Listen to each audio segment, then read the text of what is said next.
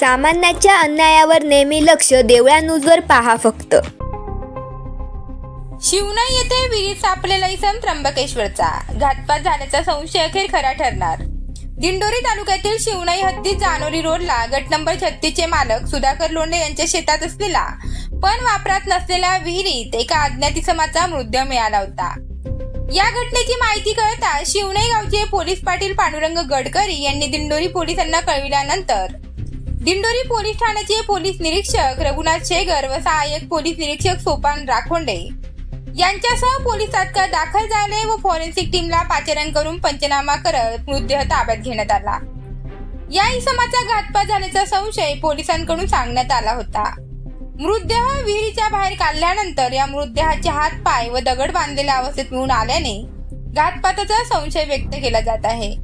परंतु या दिंडोरी पोलिसांनी कसून तपास केल्यानंतर या अज्ञात व्यक्तीची ओळख पटली असून तो व्यक्ती त्र्यंबकेश्वर येथील असून त्याचे नाव हरी रामदास किलबिले, वय वर्ष 64 असे आहे।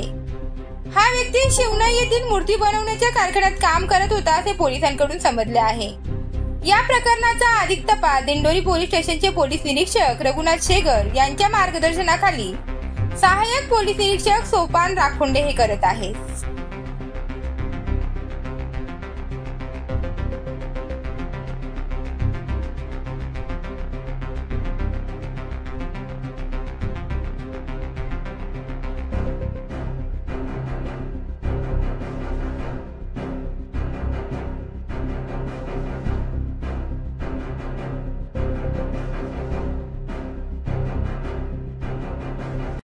अशाच नवनवीन घडामोडी जाणून घेण्यासाठी आजच आमच्या देवळा न्यूज चॅनलला लाईक करा, शेअर करा आणि सबस्क्राईब करायला विसरू नका।